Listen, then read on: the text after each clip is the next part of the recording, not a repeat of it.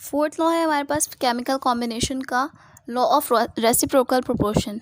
Statement क्या है इसकी?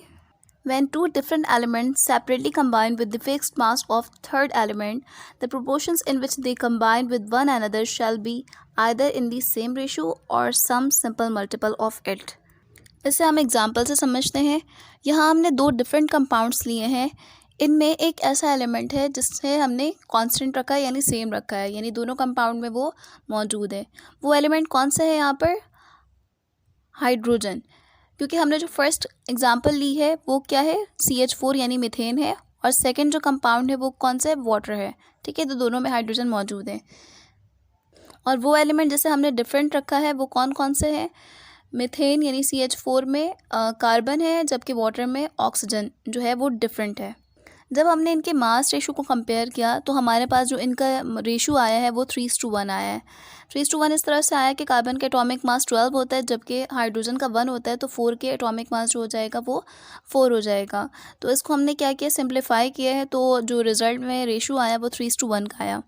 इसी तरह से वाटर में जो सिंपलेस्ट रेशो आया वो 1:8 का आया है। अब हम इन दोनों को कंपेयर करते हैं थर्ड कंपाउंड के साथ।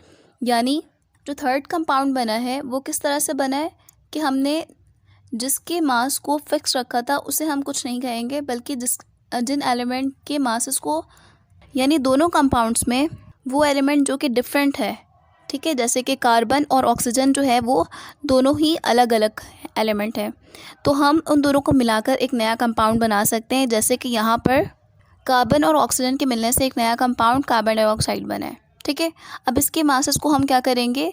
इसको कंपेयर करेंगे और इसका रेशो चेक करेंगे। तो कार्बन का 12 AMU हो जाएगा, जबकि ऑक्सीजन का 32, बिकॉज एक का 16 हो जाएगा, तो 2 से मल्टीप्लाई करेंगे तो 32 AMU आ जाएगा। तो जब हमने इसका रेशो देखा तो वो 3:1 आया है कार्बन डाइऑक्साइड का रेशो। किसके दरमियान? कार्बन और ऑक्सीजन के दरमियान 3:8 का रेशो है। अब हम इसको पिछले वाले एग्जाम्पल से कंपेयर करते हैं जो कि मीथेन और वाटर का है। ठीक है, तो मीथेन में जो कार्बन का रेशो आ रहा था वो 3 था, और वाटर में ऑक्सीजन का जो रेशो आ रहा था वो 8 था। तो ये एग्जैक्टली सेम है जो कि हमारे पास नया कंपाउंड बना है, यानी कार्बन डाइऑक्साइड। ठीक है, तो या तो रेशो एग्जैक्टली सेम होगा, या फिर ऐसा हो सकता है कि नए बनने वाले कंपाउंड के रेशो कुछ मल्टीपल टाइम हो। ठीक है, जैसे 3 की जगह 6 हो सकता था, 9 हो सकता था, इसी तरह 8 की जगह 16 हो सकता था, 32 हो सकता था। सेकेंड एग्जाम्पल देखते हैं जो कि कार्बन डाइऑक्साइड और सल्फर डाइऑक्साइड की है।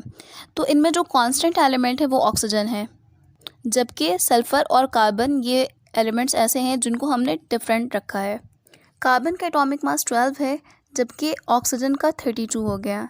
ठीक है, तो जब हमने इसका सिंपलेस्ट रेशो निकाला तो वो 3:8 आ गया। इसी तरह सल्फर डाइऑक्साइड की अगर बात करें तो इनमें सल्फर का 32, जबकि ऑक्सीजन 2 का 32 हो जाएगा AMU। और जब हमने इसको सिंप्लीफाई किया तो इसका रेशो 8:8 आ गया। अब हमने ये करना है कि जो थर्ड कंपाउंड बना है उसमें चेक करेंगे कि इनके रेशो क्या बिल्कुल सही आ रहे हैं जो हमने प्रीवियस एग्जाम्पल में देखा था। हमारे पास जो नया कंपाउंड बना है वो है कार्बन सल्फाइड यानी CS2। और ये कैसे बना है? पुराने वाले दोनों कंपाउंड से, कार्बन डाइऑक्साइड और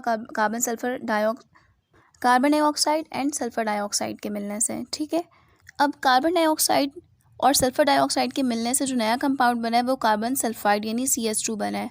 अब इसका रेशो देख लेते हैं। प्रीवियस दोनों कंपाउंड्स में कार्बन का जो रेशो था वो 3 था, जबकि सल्फ़र का रेशो जो था वो 8 था। लेकिन नए बनने वाले कंपाउंड में जो रेशो आ रहा है वो क्या है? 3:16 है। 16 सिर्फ इसलिए है क्योंकि यहाँ पर जो सल्फ़र बना है वो एक सल्फ़र से 2 सल्फ़र बना है। ठीक है, यानी सल्फ़र डाइऑक्साइड में 1 सल्फ़र था और कार्बन सल्फाइड में 2 सल्फ़र हैं, तो इसकी वजह कर ये 2 से मल्टीप्लाई हो गया।